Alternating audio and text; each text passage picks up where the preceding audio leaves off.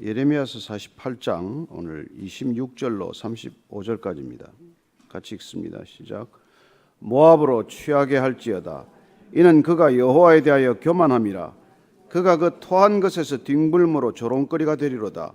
내가 이스라엘을 조롱하지 아니하였느냐? 그가 도둑 가운데서 발견되었느냐? 내가 그를 말할 때마다 내 머리를 흔드는도다. 모압 주민들아, 너희는 성읍을 떠나 바위 사이에 살지어다. 깊은 골짜기 여기에 깃들이는 비둘기같이 할지어다. 우리가 모압의 교만을 들었나니 심한 교만 곧 그의 자고와 오만과 자랑과 그 마음의 거만이로다.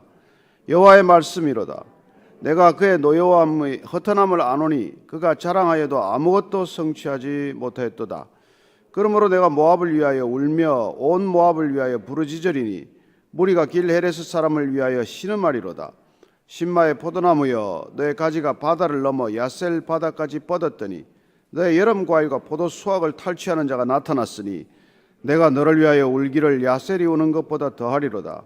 기쁨과 환희가 억토와 모압 땅에서 빼앗겼도다. 내가 포도주 틀에 포도주가 끊어지게 하리니 외치며 밟는 자가 없을 것이라. 그 외침은 즐거운 외침이 되지 못하리로다. 헤스본에서 엘레알레를 지나 야하스까지와 소알에서 호로나임을 지나 에글랏 셀리시아에 이르는 지역에 사는 사람들이 소리를 내어 부르짖으면 니무림의 물도 황폐하였음이로다. 여호와의 말씀이라. 모압 산당에서 제사하며 그 신들에게 분향하는 자를 내가 끊어버리리라. 아멘. 모압이 심판에 이르는 까닭은 어제 말씀에 따르면은 풍요로 인한 어떻게 보면은 타락이죠. 또한 우상 숭배죠. 오늘 이 모압이 심판을 받는 또 하나의 가장 주된 이유를 교만이라고 말씀해 주고 계십니다. 한번 26절 7절 다시 읽을까요? 시작. 모압으로 취하게 할지어다. 이는 그가 여호와에 대하여 교만함이라. 그가 그 토한 것에서 뒹굴므로 조롱거리가 되리로다. 내가 이스라엘을 조롱하지 아니하였느냐? 그가 도둑 가운데서 발견되었느냐? 내가 그를 말할 때마다 내 머리를 흔든도다. 모압이 취하게 할지어다라고 말하는 까닭은 그가 교만의 정도가 지극히 심해졌다는 것을 말하는 것이죠. 그래서 그가 토한 것에서 뒹굴게 되어서 조롱거리가 된다고 말합니다.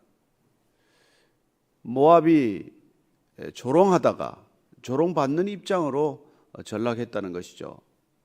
그렇습니다. 늘 누군가를 조롱하는 사람들은 반드시 조롱받는 날이 오게 되어 있어요. 교만한 자들을 꺾으시는 방법은 하나님께서 그가 그렇게 고개를 이렇게 지금 절레절레 흔들고 조롱하던 사람이 다른 사람들에 의해서 고개를 젓게 되고 거절당하게 되고 그리고 수치를 겪는 때가 있다는 것입니다. 그래서 오늘 이 지금 상황을 두고 얘기를 할 때 왜 지금 이스라엘을 그렇게 조롱했느냐? 왜 모압은 그렇게 이스라엘이 멸망하는 것을 조롱하고 유다가 망하는 것을 조롱했느냐? 너희들은 한 형제가 아니냐? 원래 아브라함의 같은 후손들이 아니냐? 누가 망하는 걸 그렇게 기뻐할 일이 아니지 않느냐? 왜 남이 망하는 것, 남이 잘 안 되는 것, 잘못되는 걸 보고 그렇게 무시하고 조롱할 수가 있느냐? 그 말씀을 하나님께서 하시는 것이죠. 그리고 이 모압에 대해서는 하나님께서 지금 이렇게 말씀하고 있습니다. 지금 오늘 교만의 정도가 어떤 정도인지를 이렇게 계속 말씀해 주고 계십니다. 28절 29절이에요. 모압 주민들아, 너희는 성읍을 떠나 바위 사이에 살지어다. 깊은 골짜기 여기에 깃들이는 비둘기같이 할지어다. 우리가 모압의 교만을 들었나니 심한 교만 곧 그의 자고와 오만과 자랑과 그 마음의 거만이로다. 너희들이 그렇게 교만하다가 결국은 수치를 겪게 되고 조롱거리가 되면은 너희들이 바위 틈에 숨어 사는 처지가 될 것이고 깊은 골짜기에 있는 비둘기처럼 그렇게 흔적도 찾기가 어렵게 될 것이라는 그런 정말 끔찍한 말씀을 듣게 됩니다. 모압 전체가 모압 국민들이 모압 백성들이 겪는 이런 그 수치는 어디서 비롯된 것인지 오늘 하나님께서는 이렇게 말씀해 주십니다. 우리가 모압의 교만을 들었다는 거예요. 그 교만은 심한 교만, 가장 심한 교만, 극심한 교만과 같습니다. 그런데 그 교만이 그의 자고와 오만과 자랑과 거만이라고 말합니다. 이 비슷한 단어가 계속해서 반복되죠. 교만이라고 하는 것은 결국 자고, 스스로 자기를 높이는 것에서 비롯됩니다. 교만은 어디서 시작이 된다고요? 자기를 과대평가하는 데서 시작이 되는 것이죠. 자기를 과대평가할수록 하나님을 과소평가하지 않겠습니까?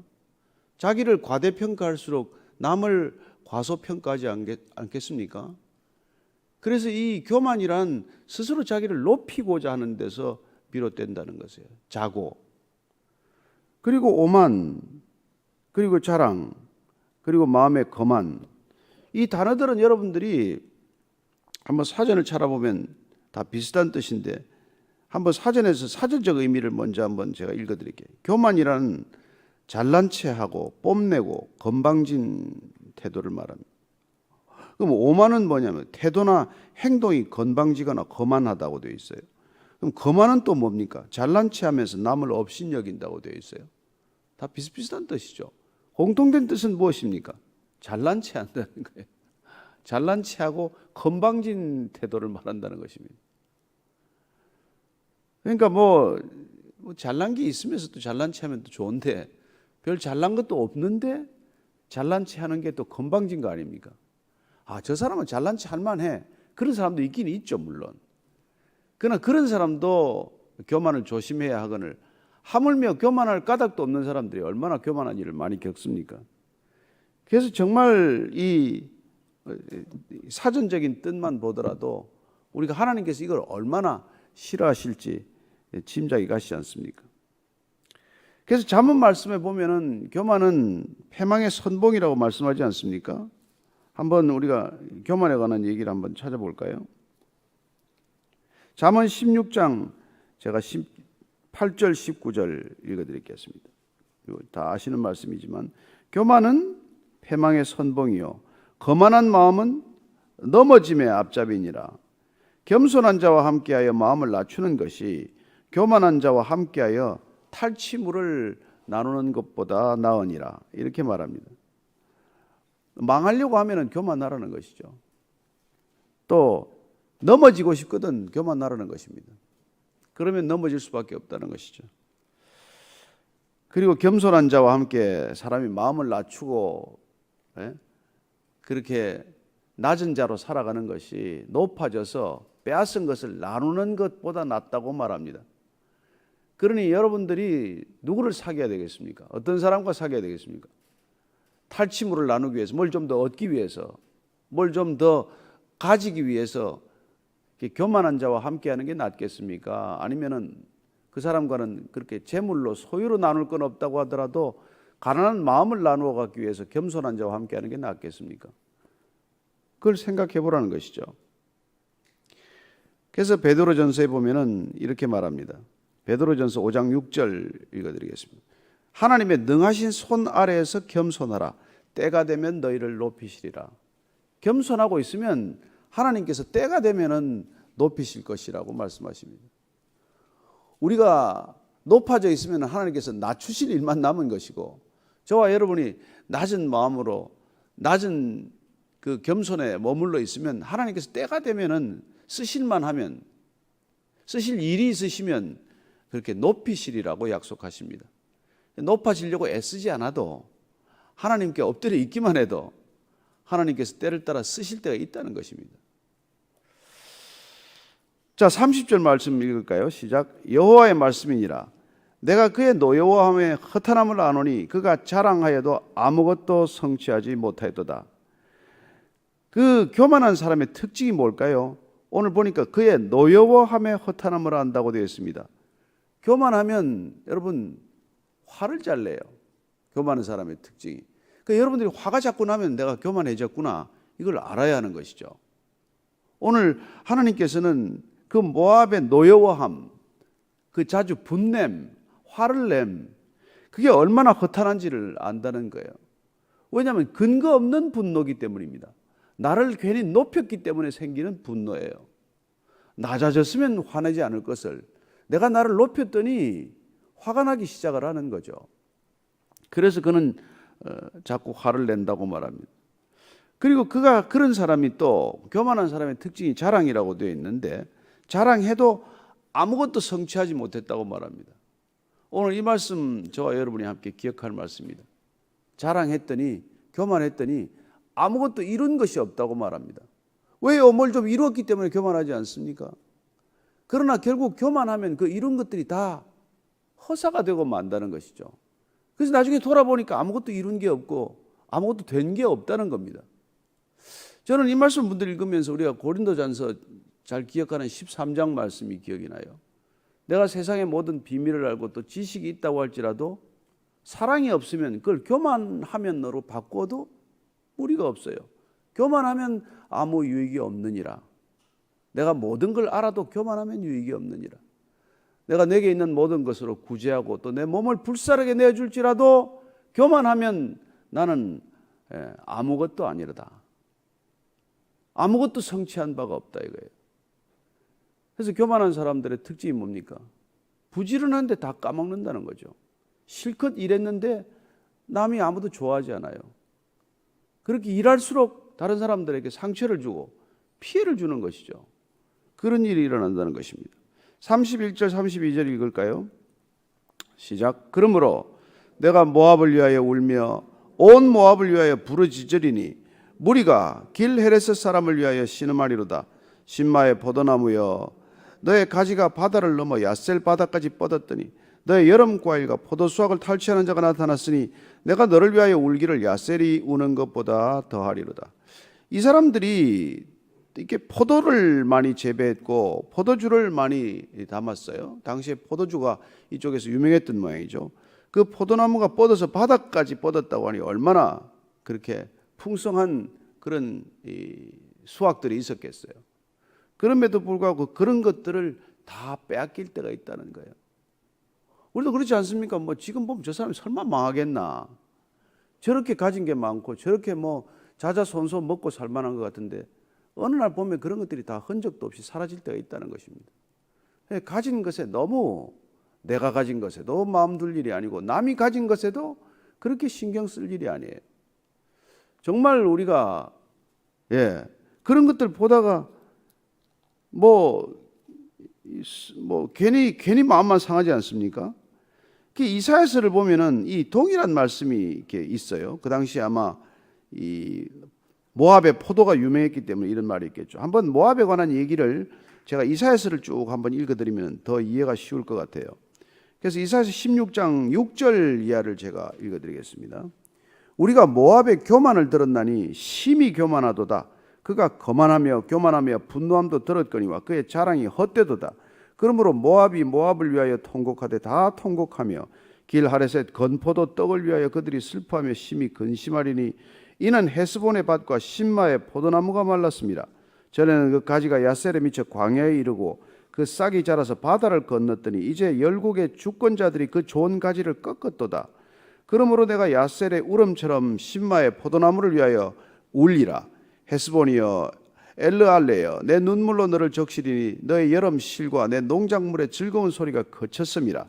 즐거움과 기쁨이 기름진 밭에서 떠났고 포도원에는 노래와 즐거운 소리가 없어지겠고 틀에는 포도를 밟을 사람이 없으리니 이는 내가 즐거운 소리를 그치게 하였습니다. 이러므로 내 마음이 모압을 위하여 소금같이 소리를 바라며 내 창자가 길 하레셋을 위하여 그라도다. 모압이 그 산당에서 피곤하도록 봉사하며 자기 성소에 나가서 기도할지라도 소용없으리로다. 이 이사야 선지자의 예언은 훨씬 전 예언이에요. 동일하게 이사야나 스바냐나 하박국이나 이런 선지자들이 특별히 모압의 교만에 대해 이렇게 말하고 있는 것 주목할 필요가 있습니다. 어쩌면 우리 가운데도 어떤 사람을 두고 공통된 사람들의 평가가 저 사람은 너무 교만해. 그런 얘기를 실제로 하는 사람이 있지 않습니까? 저 사람은 누구 이 얘기를 들을 줄도 모르고 그리고 한번 결정하면 자기 결정이 최고의 결정이라고 고집하고 하는 그런 교만한 태도를 보면은 모든 사람들이 이구동성으로 저 사람은 교만해. 그러면 그 사람이 뭘 이루었다고 하더라도 아무것도 성취된 바가 없으리라 이렇게 말한다는 것입니다. 저는 여러분들이 재능을 가질수록 겸손할 수 있게 되기를 바랍니다. 일이 잘 될수록 겸손할 수 있게 되기를 바랍니다. 성취가 많을수록 하나님 앞에서도 겸손하고 사람 앞에서도 겸손할 수 있게 되기를 바랍니다. 그런데 겸손이 어렵단 말이에요. 겸손한 채 한다고 겸손한 게 아니지 않습니까? 그래서 겸손처럼 사실 사람을 속이기 쉬운 게 없어요. 차라리 그냥 뻔뻔하게 교만스러운 건 순진한 거예요. 그리고 조금씩 교만을 감추는 것도 애교로 봐줄 수가 있는데, 자기는 아주 겸손하다고 착각하는 것이야말로 교만이 완성되는 거란 말이에요. 그래서 여러분, 겸손이 말처럼 쉽지 않아요. 내가 날마다 애를 쓴다고 겸손하면 겸손하지 못할 사람도 별로 많지 않아요. 다 겸손할 수 있겠죠. 그러나 애를 쓴다고 그렇게 겸손해지는 게 아니란 말이에요. 내 안에서는 나를 날마다 높이면서 겉과 표정과 태도로만 남 앞에서 겸손한 채 한다고 겸손해지는 게 아니지 않습니까? 그렇게 겸손한 사람들은 순간순간 불쑥불쑥 어느 사이에 교만이 그냥 얼굴을 드러내고 마는 것이겠죠. 그래서 뼛속 깊이 사실은 우리 인간은 교만한 거예요. 왜 죄를 짓습니까? 왜 교만해졌습니까? 죄인이니까요. 따라서 우리는 에덴 동산에서부터 시작된 교만의 싹스를 보지 않습니까? 그 에덴 동산에 뭐가 부족합니까? 딱 하나, 하나님처럼 되고자 하는 그 교만의 본성, 그게 죄의 뿌리가 되지 않아요. 나도 하나님처럼 될 거야. 나도 내가 하나님처럼 판단하고 말 거야. 하나님이 나를 질투하나 봐, 오히려 내가 하나님처럼 될까 봐. 그렇게 시작된 교만은 우리가 정말 신앙생활 전체를 통틀어서 가장 다루기 어려운 문제라는 것입니다. 어느 목사님이 고백했어요. 내가 성경 세례받고 성경을 가장 많이 읽을 때 가만 보니까 내가 제일 교만했다. 사실 솔직한 고백이죠. 그래서 좀 능력이 나타나고 뭐가 되고 교회가 부흥하고 하면은 백전백승입니다. 사탄의 백전백승이에요. 우리 인간의 백전백패입니다. 저와 여러분들이 정말 겸손하려고 한다고 겸손해지지 않는다는 것을 기억하십시오. 따라서 어떻게 해야 겸손해지느냐는 것이죠. 우리 주님께서는 그렇게 말씀하십니다. 정말 너희들이 교만한 자들의 특징이 뭡니까? 전도도 안 돼요. 그래서 우리 주님께서 가장 그 교만한 전형적인 인물들로 꼽은 사람들이 그 바리새인들을 비롯한 종교 전문가들이란 말이에요. 그래서 너희들 이 무덤에 회칠한 자들아, 너희들이 문고리를 잡고 있으니까 너희들도 천국에 못 들어가고 천국에 들어가고자 하는 사람들도 못 들어가게 하는구나. 그렇습니다. 우리의 영적 교만이나 때로는 종교인들의 그런 영적 교만은 본인도 천국에 못 들어갈 뿐만 아니라 남도 못 들어가게 하는 회방꾼 노릇을 하고 만다는 것이죠. 오늘날 어떻습니까?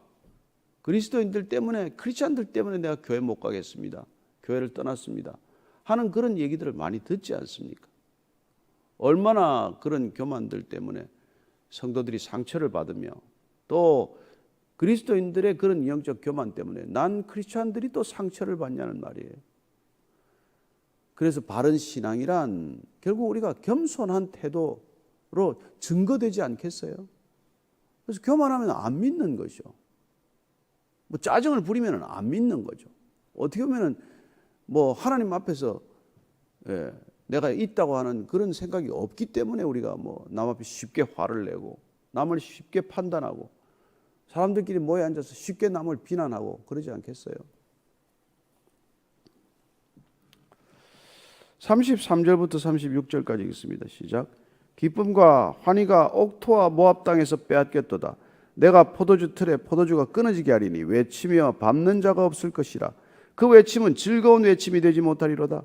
헤스본에서 엘라알레를 지나 야하스까지와 소알에서 호로나임을 지나 에글랏 셀리시아에 이르는 지역에 사는 사람들의 소리를 내어 부르짖으면 니므림의 물도 황폐하였음이로다. 여호와의 말씀이라. 모압 산당에서 제사하며 그 신들에게 분향하는 자를 내가 끊어버리리라.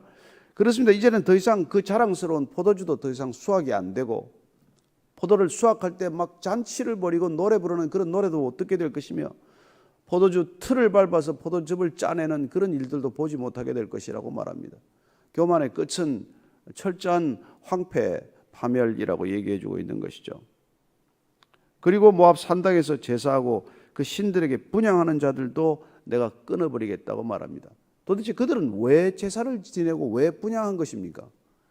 그들이 가지고 있는 것, 그들이 누리고 있는 것, 그리고 그들이 교만해진 것들을 더 교만하기 위해서, 자고하기 위해서, 오만하고 거만하기 위해서 구한 것밖에 더 되느냐? 그러니 그 제사하는 산당도 다 허물어 버리고 말겠다, 그렇게 말하는 것이죠.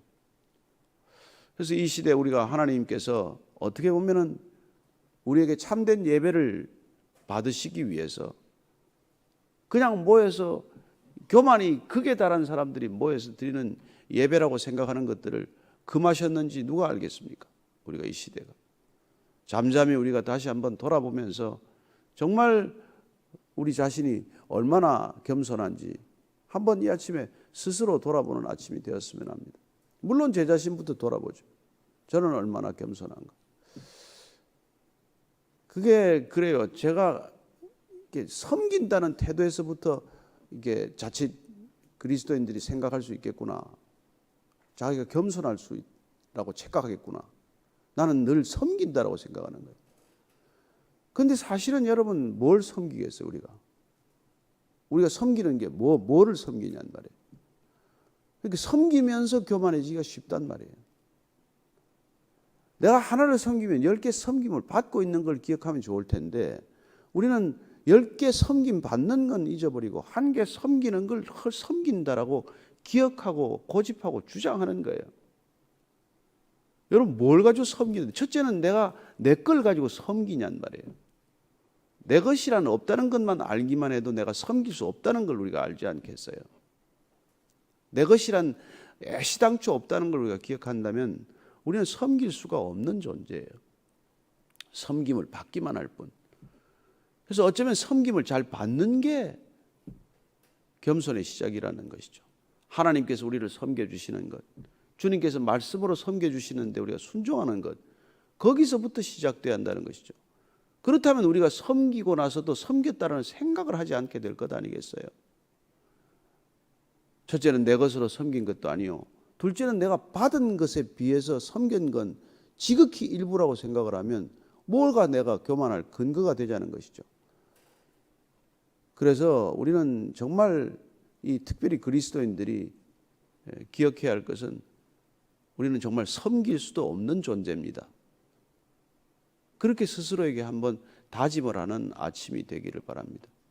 나는 어쩌면 하나님께서 나를 지극히 섬겨주셨기 때문에 그래서 주님께서 그 비유를 들어서 너는 1만 달란트 탕감을 받지 않았니? 어쩌면 1만 달란트에 해당하는 섬김을 너는 받지 않았니? 그러나 네가 고작 이웃에 베푸는 건 100데나리온 정도 베풀면서 뭘 그렇게 섬겼다라고 내가 그렇게 교만해질 수가 있니? 그렇게 말씀하시는 것을 우리는 들어야 한다는 것이죠. 따라서 우리의 겸손은 겸손하기 위한 겸손도 아니고 교만을 감추기 위한 겸손도 아니고 우리는 결코 겸손할 것도 없는 겸손이어야 한다는 것이죠. 그래서 오늘 아침에 우리가 혹시 마음에 섭섭한 것이라도 있다면 섬기다가 상처받은 게 있다면 내가 교만해서 상처를 받았구나. 내가 겸손했다면 그것조차 받지 않을 상처를 내가 교만해서 받았구나. 그렇게 한번 스스로 되돌아보는 우리가 아침이 되기를 바랍니다. 오늘 하루는 각자가 겸손한 하루가 되기를 결단하면서 겸손조차 잊어버리는 겸손, 그리고 정말 누군가에게 진심으로 사랑하는 하루가 되기를 축복합니다. 기도할 때 주님께서 한번 각자에게 그런 은혜를 부어주시기를 원합니다. 하나님 아버지, 오늘 제게 차고 넘치는 은혜를 부어주셔서 하나님 그 은혜가 흘러 넘칠 뿐 내 것은 하나도 흐르지 않게 하여 주옵소서. 내 것 가지고 섬기면 누군가 상처받기 마련입니다. 주님의 것으로 흘러 넘치는 걸 나는 보는 증인이 되게 하여 주옵소서. 한번 그렇게 같이 기도하겠습니다. 하나님 아버지, 주님 우리에게 참 많은 것을 주셨습니다. 우리가 이 땅에 와서 지금까지 누린 모든 것들이 주님께서 허락하시지 않은 것 없고 주님께서 베풀어 주시지 않은 것 없습니다. 주님 모든 것 주께로부터 왔사오매 주님의 것을 가지고 살았고 주님의 것으로 남에게 베풀 뿐입니다. 하나님께서 우리에게 주신 것들 기억하게 하시고 내가 누군가에게 조금이라도 베푼 것이 있다면 기억나지 않게 하여 주옵소서. 하나님께서 모든 것 저희들에게 허락하셨사오니 오직 하나님께만 그 영광 돌려드리게 하시고 내가 그 영광 가로채거나 영광의 자리에 들어가거나 영광의 자리에 앉지 않게 하여 주옵소서. 하나님 아버지, 오늘도 주 앞에 엎드려 기도합니다. 하나님, 이 나라 이 민족이 겸손한 백성 되게 하여 주옵소서. 하나님, 조금 살게 되었다고, 조금 그 나라의 지위가 높아졌다고, 정말 이 땅에 들어와 있는 제3국의 백성들에게, 동남아의 근로자들에게 얼마나 우리는 교만한지 모릅니다. 하나님 아버지, 나그네들을 선대하는 민족이 되게 하시고 누군가를 낯선 사람도 환대할 수 있는 정말 이 백성들 되게 하여 주옵소서. 하나님 들으시고, 주님께서 정말 우리가 교만할 때 하나님께 교만한 것으로 하나님은 정말 말씀하십니다. 지극히 작은 자에게 베푼 것을 곧 나에게 베푼 것이라고 하셨고, 사울이 정말 그리스도인들을 박해한 것을 내가 왜 나를 박해하느냐라고 말씀하셨습니다. 주님, 오직 사람을 대할 때 사람 안에 있는 주님을 보게 하시고 누군가를 대할 때 그 사람 안에 있는 그리스도의 형상을 보게 하셔서 누구를 대하든 주님 대하듯 오늘 하루 대하게 하여 주시옵소서. 그리하여 겸손하기 위한 노력이 아니라 겸손할 수밖에 없는 하루가 되게 하여 주시옵소서. 이제는 십자가에서 마지막까지 겸손하신, 그리하여 우리에게 겸손을 부어주신 우리 구주 예수 그리스도의 은혜와 겸손한 자, 끝까지 겸손한 자를 맞아주시는 아버지의 사랑과 날마다 자고하고 오만하고 거만할 수밖에 없는 우리를 낮추어서 겸손케 하시는 성령님의 충만하게 하심이 오늘 하루 주의 성령으로 정말 겸손한 하루 살기로 결정한 이 자리에 고기 숙인 모든 믿음의 형제 자매들 위해 지금부터 영원까지 함께 하시기를 간절히 축원하옵나이다. 아멘. 오늘 예레미야서 48장 36절로 47절까지입니다. 같이 읽습니다. 시작. 그러므로 나의 마음이 모압을 위하여 피리같이 소리내며 나의 마음이 길헤레스 사람들을 위하여 피리같이 소리내나니 이는 그가 모은 재물이 없어졌습니다. 모든 사람이 대머리가 되었고 모든 사람이 수염을 밀었으며 손에 칼자국이 있고 허리에 굵은 배가 둘렸고 모압의 모든 지붕과 거리 각지에서 슬피우는 소리가 들리니 내가 모압을 마음에 들지 않는 그릇같이 깨뜨렸음이라. 여호와의 말씀이니라. 어찌하여 모압이 파괴되었으며 어찌하여 그들이 애곡하는가. 모압이 부끄러워서 등을 돌렸도다. 그런즉 모압이 그 사방 모든 사람의 조롱거리와 공포의 대상이 되리로다. 이는 여호와의 말씀이니라. 보라, 그가 독수리같이 날아와서 모압 위에 그의 날개를 펴리라. 성읍들이 점령을 당하며 요새가 함락되는 날에 모압 용사의 마음이 산고를 당하는 여인 같을 것이라. 모압이 여호와를 거슬러 자만하였으므로 멸망하고 다시 나라를 이루지 못하리로다. 여호와의 말씀이니라. 모압 주민아, 두려움과 함정과 올무가 내게 닥치나니 두려움에서 도망하는 자는 함정에 떨어지겠고 함정에서 나오는 자는 올무에 걸리리니 이는 내가 모압이 벌받을 해가 임하게 할 것임이라. 여호와의 말씀이니라. 도망하는 자들이 기진하여 헤스본 그늘 아래 서니 이는 불이 헤스본에서 나며 불길이 시온 가운데 나서 모압의 살적과 떠드는 자들의 정수리를 사름이로다. 모압이여, 내게 화가 있도다. 그모스의 백성이 망하였도다. 내 아들들은 사로잡혀갔고 내 딸들은 포로가 되었도다. 그러나 내가 마지막 날에 모압의 포로를 돌려보내리라. 여호와의 말씀이니라. 모압의 심판이 여기까지니라. 아멘. 하나님께서 교만을 그토록 싫어하는 까닭은 교만이 만악의 뿌리가 되는 까닭입니다. 우리의 원죄가 교만에서부터 슬며시 비롯되었듯이 교만함으로 그 수많은 죄들이 자기 자신도 모르는 사이에 서서히 자라나기 시작하기 때문이죠. 건물이 어디 단번에 무너지겠습니까? 뭐 성수대교나 삼풍백화점이 무너지는 걸 봤지만 그게 어느 날 이유 없이 무너지지 않는다는 것을 우리는 잘 압니다. 자그마한 균열들, 그런 크랙들이 생기면서 어느 날 건물이 순식간에 그렇게 무너지는 것을 보지 않습니까? 우리 인생이 무너지는 것도 마찬가지예요. 교만이라고 하는 충격이 밖에서 오는 것이 아니라 안에서, 내부에서 조금씩 일어나는 그 균열 때문에 언젠가는 일생 동안 쌓아 올린 것들이 한순간에 허물어지는 그런 일들이 생기는 것이죠. 오늘 하나님께서는 그 교만을 어떻게 깨뜨리시는지를 우리에게 보여주고 계십니다. 하나님께서 반드시 그 교만을 깨뜨리시는 것이죠. 오늘 모압을 통해서 한번 살펴보도록 하겠습니다. 36절 말씀입니다. 시작. 그러므로 나의 마음이 모압을 위하여 피리같이 소리내며 나의 마음이 길헤레스 사람들을 위하여 피리같이 소리내나니 이는 그가 모은 재물이 없어졌음이라. 처음 없어지는 게 뭐라고요? 재물이 없어진다고 되어 있어요. 근데 하나님이 마음이 안 아프실까요? 우리가 뭐 그렇게 애지중지하는 걸 빼앗아가는 걸 그렇게 통쾌하게 생각을 하시겠습니까? 그렇지 않아요. 우리가 전심으로 의뢰하고 있는 것을 거두어 가실 때 하나님도 마음이 아프시다는 것을 말씀하고 계십니다. 내 마음이 모압을 위하여 피리같이 소리내고 그렇게 피리같이 소리를 낸다고 말합니다. 당시 무슨 기쁨을 표현할 때도 피리를 불었지만은 애곡하거나 슬픔을 표현할 때도 피리를 불었어요. 그런 표현을 쓰는 것이죠. 피리 소리를 내듯 구슬프게 그 마음을 표현했듯이 하나님도 그렇게 우리의 인간의 교만을 꺾기 위해서 그렇게 첫 번째 거두어가는 것들에 대한 애통함이나 아픔이 있다는 것입니다. 그 안 가져갈 때 모든 게 뭐 해결이 됐으면 얼마나 좋겠습니까? 그러나 거두어가야 되는 그 상황 자체도 하나님은 마음이 아프신 것이죠. 그렇게 거두어갈 때, 고통스러울 때, 아플 때, 내 교만이 깎일 때 반응을 한번 볼까요? 37절, 38절입니다. 모든 사람이 대머리가 되었고 모든 사람이 수염을 밀었으며 손에 칼자국이 있고 허리에 굵은 배가 들렸고 모압의 모든 지붕과 거리각처에서 슬피 우는 소리가 들리니 내가 모압을 마음에 들지 않는 그릇같이 깨뜨렸음이라 여호와의 말씀이니라. 우리가 애지중지하는 그릇이 깨어지면 어떻습니까? 내 마음이 찢어지는 것 같고 내 몸에 무슨 이렇게 흠이 생기는 것 같지 않아요? 어쩌면 하나님께도 가장 사랑하는 자녀의 이 아픔을 바라보는 심정이 그렇게 그릇이 깨어지는 것 같, 그릇을 깨뜨린 것 같은 그런 것이죠. 우리가 질그릇 같은 것들이 깨어집니다. 하나님께서 마음에 들지 않는 이걸 사람들을 징계하는 것들을 토기장이가 진흙으로 만든 토기를 깰 권한이 없느냐, 다시 만들 권한이 없느냐고 표현하지 않아요? 또 한 가지는 이 사람들이 그 당시에 이게 어제도 나왔습니다만 자꾸 머리를 밀었어요.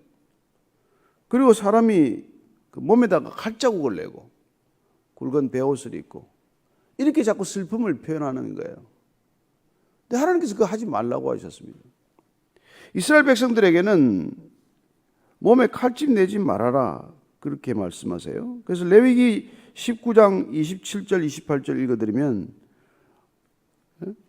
머리카락을 둥글게 깎지 말며 수염 끝을 손상하지 말며 죽은 자 때문에 너희의 살에 문신을 하지 말며 무늬를 놓지 말라 이런 말씀을 해요. 그럼 요새 뭐 남자들이 수염 깎는 거 이거 다 험하는 겁니까? 그게 아니라 이게 그 당시에 무슨 애통을 표현하는 방법으로 어쩌면 하나님께 무슨 뭐 이렇게 때를 쓸어 구하는 방법으로 이런 것들을 한 거죠. 하나님께서는 그 몸에 이렇게 상처를 내어가면서까지 몸을 훼손하면서까지 무슨 그렇게 하나님께 때를 쓰지 말라는 그런 뜻이에요.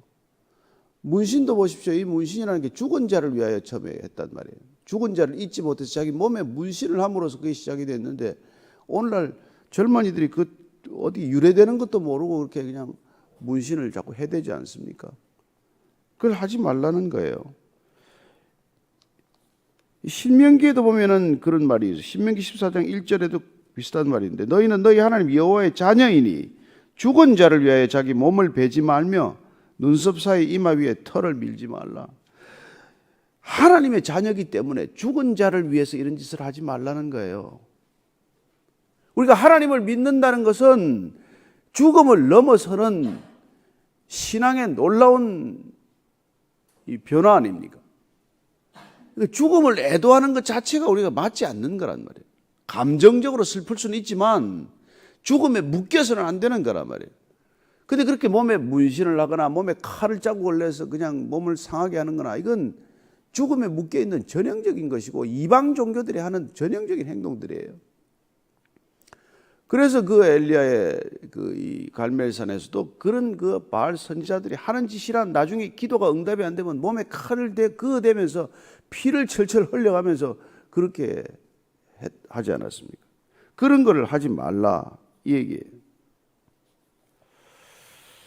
우리 뭐 동양에서는 어떻게 공자의 효경에 보면은 뭐 이게 우리 몸을 이렇게 잘 간수하는 것을 효의 시작이라고 말하잖아요. 신체 발부는 수지부모라 불감회상이 효지시하라. 우리 몸 이걸 지키는 게 효도의 근본이라고 말해요. 효경에 보면은. 그래서 이 몸을 가지고 처음에는 부모에게 효도하다가 나라를 섬기다가 결국 자기 몸을 세우는 것, 입신하는 것, 그게 하나님을 모르는 사람들도 그렇게 표현을 했단 말이에요. 궁극적으로 우리 몸이 바르게 서는 것, 몸을 정갈하게 유지하는 것, 그게 효도의 근본, 부모에 대한 효도일 뿐만 아니라 나라에도 그게 유익을 끼치는 일이라고 말합니다. 몸을 잘 지키는 게. 그래서 이런 사람들은 뭐 그냥 몸에 그냥 칼자국 없는 사람이 없었을 거예요. 슬픈 일만 있으면 이런 짓을 해야 되니 말이죠. 그리고는 이게 이제 지붕 위에 올라가서 전부 이제 슬퍼하는데, 옛날에는 그 이 지붕이 중동지방 뭐 아시겠지만 지붕이 평평해요. 이 지붕이 하나의 공간, 또 다른 공적인 공간처럼 되어 있습니다. 지붕에 올라가면 모든 또 동네나 지역이 다 한눈에 들어오기 때문에 지붕이 사적인 공간이라기보다는 공적인 공간으로 여겨졌어요. 거기 올라가서 옛날에 나중에 베드로도 보면 올라가서 거기 가서 기도도 하고 그러지 않습니까? 자, 39절 말씀이에요. 그런데 왜 이렇게 하나님이 깨뜨렸습니까? 39절. 어찌하여 모압이 파괴되었으며 어찌하여 그들이 애곡하는가? 모압이 부끄러워서 등을 돌렸도다. 그런즉 모압이 그 사방 모든 사람의 조롱거리와 공포의 대상이 되리로다. 결국 그들이 파괴되고 말았습니다. 교만한 결과 그들은 애곡하고 있고 부끄러워 등을 돌렸지만은 모든 사람들의 조롱거리가 되고 말았다는 거예요. 그렇게 막 그냥 머리를 밀고 수염을 밀고 뭐 이렇게 몸에 칼집을 내고 울고 불고 하는 것들을 보는 것들이 사람들이 아이고 안 됐다라고 보기보다도 그게 다 조롱거리가 된단 말이에요. 누가? 교만한 사람들이 그런 일을 겪을 때에는 사람들이 전부 조롱하고 만다는 거예요. 겸손한 사람이 이런 일을 겪으면 어떻게 될까요? 반대로 긍휼함을 입게 되는 것이죠. 참 안 됐다 그 사람. 같은 불행을 당해도 누가 그 사람을 대하는 태도가 전혀 달라지지 않습니까? 그러니까 우리가 평소에 어떤 삶을 사느냐, 교만과 겸손의 갈림길이라는 그런 반응을 상반된 그런 대조적인 반응을 불러일으키는 것이죠. 애가 평소에 말 잘 듣는 애가 다치면은 부모가 달려가서 그냥 닦아주고 쓸어주고 하지만 애 먹이는 애가 다치면은 그냥 잘했다 너 아주 그냥 말 안 듣더니 그냥 그러지 않아요? 40절 41절입니다. 시작. 이는 여호와의 말씀이니라. 보라 그가 독수리같이 날아와서 모압 위에 그의 날개를 펴리라. 성읍들이 점령을 당하며 요새가 함락되는 날에 모압 용사의 마음이 산고를 당하는 여인 같을 것이라. 모압이 여호와를 거슬러 자만하였으므로 멸망하고 다시 나라를 이루지 못하리로다. 그토록 교만하더니 가진 것을 자랑하고 그렇게 주 산업이었던 포도주가 그렇게 흥황을 했으니 포도주는 또 얼마나 마셔야 됐겠어요. 그렇게 또 술에 취하면 또 얼마나 음란했겠습니까? 그래서 그런 금오스 신이나 섬기더니 결국은 독수리같이 날아와서 바벨론의 상징이 독수리였어요. 그래서 날아와서 결국은 그 나라가 이제는 사라지더니 다시 나라를 이루지 못하더라 이 얘기예요. 여호와를 거슬러 자만했다고 말합니다. 그래서 모든 교만은 하나님을 거슬르는 거란 말이에요. 하나님을 대적하는 거란 말이에요. 교만의 문제는 궁극적으로 우리의 교만은 단순히 사람에 대한 것뿐만이 아니라 궁극적으로는 하나님을 거스르는 행동이다. 이걸 우리가 기억해야 한다는 것이죠. 그러니까 우리가 교만하고 신앙할 수 없다는 얘기하고 마찬가지 아닙니까? 교만하면서 좋은 신앙을 가진다는 건 그건 서로 간에 불가능한 일이라는 말이에요. 그거는 뭐 네모난 원이라고 하는 것과 마찬가지란 말이에요. 교만한 신앙인 이런 건 없다. 신앙이 없으니까 교만한 것이지. 제대로 된 신앙이 있는데 어떻게 교만할 수 있냐 이거죠.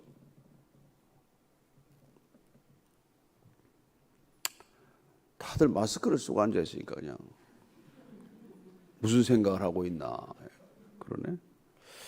43절 44절 읽습니다. 시작. 여호와의 말씀이니라.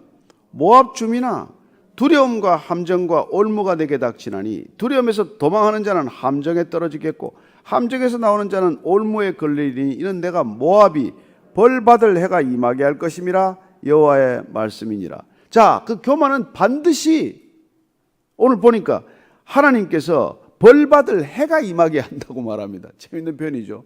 언젠가는 하나님이 꼭 그걸 다스리는 시간이 온다는 겁니다. 그냥 못 본 채 영원히 지나가지 않는다는 거예요. 사실 아무리 교만해도 인간이 죽음 앞에서는 뭐 단도리가 없잖아요. 그래서 교만을 깨뜨리는 방법이 있습니다. 우리가 하나님께서 재앙을 가져올 때도 역병과 기근과 전쟁이라는 3종 세트가 있듯이 교만을 깨뜨리는 3종 세트가 뭐냐면 오늘 보십시오. 43절 말씀에 두려움, 함정, 올무 이런 것들이 있다는 것입니다. 하나님이 이걸로 교만을 깨뜨린다는 것이죠. 자, 두려움은 어떻게 생길까요? 두려움 주는 방법이 뭡니까? 그렇게 애지중지하는 걸 거두어 가시면 두려워하기 시작을 합니다. 왜요? 그 애지중지하는 것들을 내가 의지하고 있었기 때문에 내가 뭘 의지했건 그 의지하는 것들을 거두어 가시면 두려워하기 시작을 합니다. 두려움이 생기는 것이죠. 교만을 깨뜨리는 첫 번째 사인이란 말이에요. 그래서 내가 두려움이 자꾸 생기면은 하나님께서 내 교만을 다스리나 보다. 이걸 우리가 눈치를 채야 된다는 것이죠.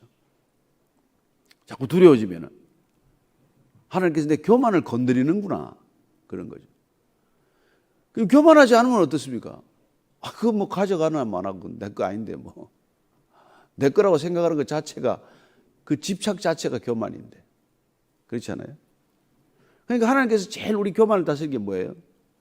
자녀들이죠. 그 네 자녀 아니라고 말하는 거예요. 말 잘 듣는 자녀 있습니까? 그 부모 속을 늘 뒤집어 놓는 게 애들 아니에요? 그리고 애가 어떻게 될까 봐 벌벌벌 떨지 않아요? 그것도 자식을 통해서 내가 교만하고 있다는 사인이란 말이에요. 정말 자녀를 사랑하면은 그렇지 않습니다. 저는 자녀를 여인 부모의 어떤 고백을 들은 적이 있는데 정말 자녀를 사랑했는데 일찍 여였어요. 고등학교 때. 그런데 그렇게 슬프지 않다는 거예요.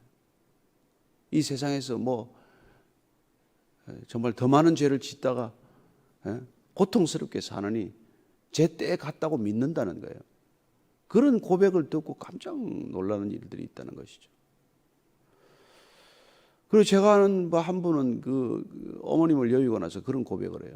어머님을 너무 사랑하고 마지막에 너무 잘 섬겨드렸더니 하고 나서 슬프지 않다는 거예요. 병고를 겪으셨고 힘드신 시간들을 정말 거쳐서 갈 때. 그래서 우리가 사랑하는 자에게 하나님께서는 잠을 주시지만은 사랑하시기 때문에 죽음을 주신다는 것도 기억하십시오. 죄 짓는 인생이 영원히 살면 큰일 아닙니까? 제때 데려가실 줄로 믿으시기 바랍니다. 하나님께서 가장 좋은 때 데려가 달라고 기도하십시오. 그래서 그 모압이 그냥 다시는 나라를 이루지 못하더니 이제 그렇게 되는 이 징벌의 과정이 두려움이 찾아오면은 사람들이 되게 두려움을 피해서 자기가 또 다른 안전한 길을 찾게 됩니다. 하나 뺏기고 나면 반드시 다른 것을 잡으려고 해요. 그게 여러분 함정입니다. 함정. 그럼 또 그 함정에 들어가면 죽을 힘을 다해서 그 함정에서 빠져나오려고 몸부림쳐요. 여러분 두려움에서 시작되는 결정들은 되게 잘못된 그릇된 결정들을 하게 돼요. 그래서 함정에 빠지는 것입니다. 보통 사기당하는 게 그거 아니에요. 제일 사기당하기 쉬운 상태가 어떤지 아십니까? 큰 돈 잃었을 때예요. 누가 뭘 만회해 준다고 그냥 솔깃한 얘기 하나만 들으면 거기다가 또 뭐 올인하다가 나머지 몽땅 다 함정에다가 갖다 빠뜨리는 것이죠. 그럼 또 함정에서 또 어떻게 됩니까? 함정에서 죽을 힘을 내서 빠져나오면 또 올무, 덫이 또 기다리고 있어요. 그래서 교만이 사라질 때까지 이 작업이 본인이 좌우지간 교만을 깨뜨리지 못한 결과 그 교만을 하나님께서 깨뜨리기 전에 겸손했으면 문제가 없을 것이요. 깨뜨릴 때 순종하고 받아들였으면 되는데, 예컨대 이스라엘 백성들이 바벨론으로 끌려갔을 때 그때 하면 되는데 이 사람들이 두려워서 애굽으로 간단 말이에요. 애굽에서 함정에 빠져요. 그리고는 또 올무에 걸리더니 결국은 애굽에서 다 죽게 된단 말이에요. 또 끌려온 사람도 있어요. 그러니 그게 얼마나 어리석으냔 말이죠. 그래서 이 하나님께서 교만을 깨뜨리는 방법에 우리가 주목할 필요가 있다는 것입니다. 그래서 내가 이상한 사람한테 지금 요새 걸려가지고 그냥 옴짝달싹 못하게 걸려있으면 그럼 여러분 올무에 걸린 거 아니에요. 그럼 하나님께서 그 인간을 통해서 나를 이렇게 얽어매는 이유가 뭐냐 도대체. 아, 내 교만을 깨뜨리고 계시는구나. 그러면 교만에서 벗어나려면 어떻게 돼야 돼요? 그것도 감사해야 되는 것이죠. 저 사람이 나를 괴롭히느라고 자기는 얼마나 힘들겠습니까? 주님, 이제 놓아드리세요. 저도 정신 차리겠지만 저 사람도 힘들지 않습니까? 옛날에 누가 하도 그냥 자기를 이렇게 힘들게 하니까 가만 보니까 자기 24시간을 추적하고 있는 거예요. 그래서 어느 날 감사 기도를 그렇게 했대요. 야, 주님, 저 사람 내가 월급도 안 주는데 저렇게 부지런히 나를 감시하고 내가 뭘 하나 저렇게 지켜보고 있으니 정말 감사한 감사 기도를 드렸다는 얘기를 들은 적이 있는데, 저는 여러분들이 나를 힘들게 하는 사람들이 정말 하나님께서 나를 겸손케 하는 사람이라는 것을 믿으시기 바랍니다. 그 사람 우리 때문에 고생하는 거예요. 어쩌면 여러분 남편이, 여러분 아내가 우리를 겸손케 하느라고 그렇게 본인도 힘들어하고 있고, 또 우리를 겸손케 하느라고, 부모를 겸손케 하느라고 자녀들이 그렇게 힘들게 사는 거예요. 그 자녀가 우리 같은 부모 안 만났으면 편하게 살 애들인데 우리 같은 부모 만나가지고 죽을 고생한다고 생각하십시오. 그러면 해결될 겁니다. 정말 나이 들어보니까 참 자녀들한테 잘못한 게 얼마나 생각이 나는지 미안할 때가 많지 않습니까? 좀 더 잘해줄 수 있었는데 왜 그렇게 그때 그렇게 아이들을 몰아붙였는지 그런 생각이 들지 않아요? 철든 거죠. 이제 갈 때 된 겁니다. 사실 45절 이하를 읽고 정리하도록 하겠습니다. 시작. 도망하는 자들이 기진하여 헤스본 그늘 아래 서니 이는 불이 헤스본에서 나며 불길이 시온 가운데서 나서 모압의 살적과 떠드는 자들의 정수리를 사르미로다. 모압이여 내게 화가 있도다. 그모스의 백성이 망하였도다. 내 아들들은 사로잡혀가고 내 딸들은 포로가 되었도다. 그러나 내가 마지막 날에 모압의 포로를 돌려보내리라. 여호와의 말씀이니라. 모압의 심판이 여기까지니라. 와, 이 반전, 놀라운 반전, 그죠? 그래서 우리가 남유다 백성들이나 이 애굽이나 또 이런 모압이나 이런 심판이 끝이 아니라는 것을 늘 말씀을 해요. 그게 우리의 또 다른 소망의 근거 아닙니까? 심판이 끝이 아니라는 거예요. 심판은 교만을 깨뜨리고 돌이키기 위한 하나님의 징계일 뿐이지 그 징계의 목적은 늘 사랑하시기 때문에 일어난 일이란 말이죠. 그리고 우리가 언제나 돌이키기만 하면 하나님께서는 회복을 위한 계책이 있다. 너희들을 구원하고자 하는 그 목적이 있다는 것을 늘 말씀해 주시는 것이죠. 그러나 중요한 것은 무엇입니까? 내 아들도 버렸거늘 너희들이라고 내가 못 버릴 줄 아느냐? 원 가지가 꺾였다면 접붙인 가지는 안전하리라고 생각하느냐? 그 얘기가 로마서 말씀 아니에요? 로마서 11장 21절이죠. 하나님이 원 가지들도 아끼지 아니하셨은즉 너도 아끼지 아니하시리라. 우리가 이거 기억해야 됩니다. 유대인들도 아끼지 않았는데 이방인들 그렇게 아낀다고 생각을 하십니까? 율법에서 벗어나면 하나님께서 명령하시는 계명들을 그렇게 소홀히 하고 멸시하면 어떤 일이 있겠어요? 동일한 일들이 있다는 것입니다.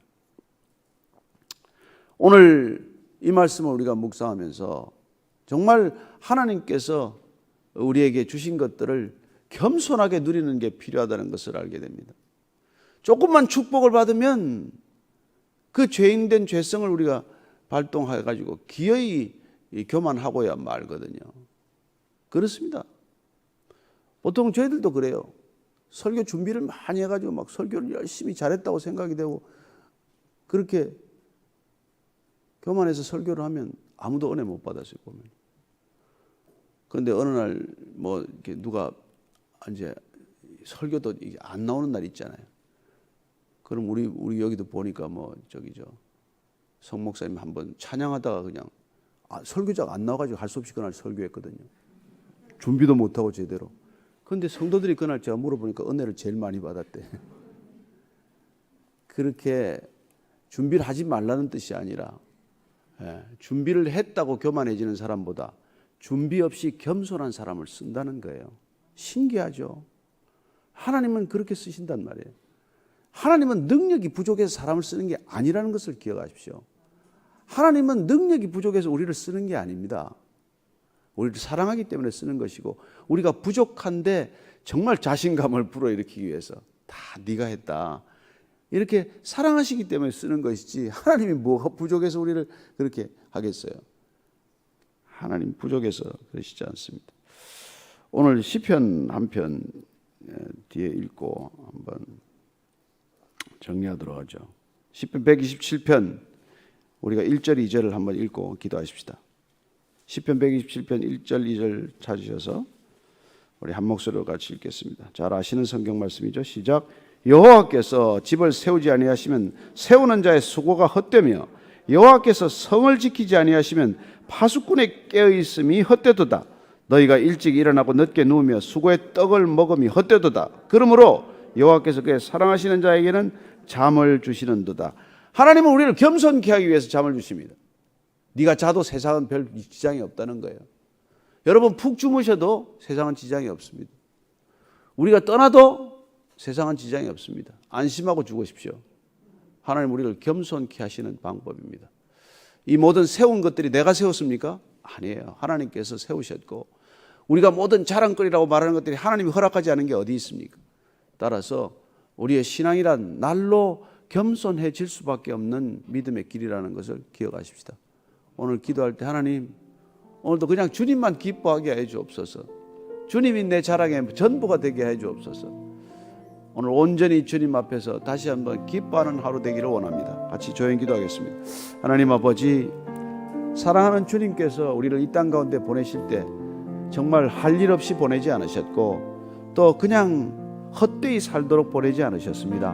하나님 이 땅에서 저희들이 해야 할 적절한 일과 재능과 은사와 참 많은 것들을 허락하셔서 잠시 머무르는 이 땅 가운데 하나님의 영광이 되고 하나님의 기쁨이 되게 하신 줄로 믿습니다. 하나님을 기뻐하는 것이 우리의 기쁨이 되게 하시고, 하나님을 기뻐하는 것이 우리의 삶의 목적과 의미가 되게 하여 주옵소서. 하나님, 내가 했다고 자랑할 것이 아니라 하나님이 나와 함께 하셨다는 것이 자랑이 되게 하여 주옵소서. 늘 주 안에서 정말 머무르는 시간들을 통해서 날마다 하나님과 더 가까이 있게 하시고, 날마다 하나님을 더 누리게 하시고, 날마다 하나님을 더 알게 하셔서 하나님을 아는 기쁨보다 더 큰 기쁨 인생에 없음을 날마다 주님께 아뢰어 고백하게 하여 주옵소서. 하나님 아버지 감사합니다. 오늘도 주와 함께 시작하게 하심을 감사합니다. 주와 동행하는 하루가 되게 하실 것임을 감사합니다. 어디를 가나 언제 어디서나 주 안에서 주님을 바라보며 사람을 바라보는 시선이 되게 하여 주시옵소서. 하나님 아버지 참으로 감사합니다. 이 어려운 시기 다 힘들다고 말합니다. 저희들도 힘듭니다. 그러나 더 힘든 사람을 바라보게 하시고, 저희들도 어렵습니다. 그러나 더 어려운 사람을 바라보게 하시고, 하나님 우리를 위로하시는 방법이 우리가 위로자가 되게 하시는 방법이라는 것을 깨닫게 하여 주옵소서. 누군가를 위로할 때 우리가 위로받는다는 것, 누군가를 사랑할 때 우리가 더 사랑받는 존재가 된다는 것, 주님 그 믿음 가지고 오늘도 꿋꿋이 살아가는 하루가 되게 하셔서 우리가 어디를 가나 빛과 소금과 정말 놀라운 향기가 되게 하여 주옵소서. 이제는 십자가에서 영원한 빛이 되신 우리 구주 예수 그리스도의 은혜와 하나님 아버지의 사랑과 성령의 빛과 소금 되게 하심이 오늘 하루 걸어가면서 어디를 가나 주의 빛을 드러내게 하시고, 정말 어디에 있으나 타락한 그 세상 가운데 소금처럼 살게 하셔서, 소금처럼 녹아지게 하셔서 오늘 하루 주의 살아계심과 영광을 드러내는 믿음의 삶 살기로 결단한 이 자리에 고개 숙인 모든 하나님의 자녀들, 아들과 딸들 위해 지금부터 영원까지 함께 하시기를 간절히 축원하옵나이다. 아멘. 오늘 안경을 잊어버리고 와가지고 평생에 처음으로 안경을 벗고 설교를 하게 되었습니다. 혹시 틀리더라도 이해를 하시고. 이제 하루에 하나씩 잊어버려요. 49장 1절에서 22절까지입니다. 한 목소리 같이 읽습니다. 시작. 암몬 자손에 대한 말씀이라. 여호와께서 이와 같이 말씀하시되 이스라엘이 자식이 없느냐 상속자가 없느냐 밀감이 갓을 점령하며 그 백성이 그 성읍들에 사는 것은 어찌 됨이냐. 여호와의 말씀이니라. 그러므로 보라 날이 이르리니 내가 전쟁 소리로 암몬 자손의 라빠에 들리게 할 것이라. 라빠는 폐허덤이 언덕이 되겠고 그 마을들은 불에 탈 것이며 그때 이스라엘은 자기를 점령하였던 자를 점령하리라. 여호와의 말씀이니라. 헤스보나 슬피 울지어다. 아이가 황폐하였도다. 너희 라빠의 딸들아 부르짖을지어다. 굵은 배를 감고 애통하며 울타리 가운데서 허둥지둥할지어다. 말감과 그 제사장들과 그 고관들이 다 사로잡혀 가리로다. 패역한 딸아 어찌하여 골짜기 곧 내 흐르는 골짜기를 자랑하느냐. 내가 어찌하여 재물을 의리하여 말하기를 누가 내게 대적하여 오리오 하느냐. 주 만군의 여호와의 말씀이니라. 보라 내가 두려움을 내 사방에서 내게 오게 하리니 너희 각 사람이 앞으로 쫓겨나갈 것이요 도망하는 자들을 모을 자가 없으리라.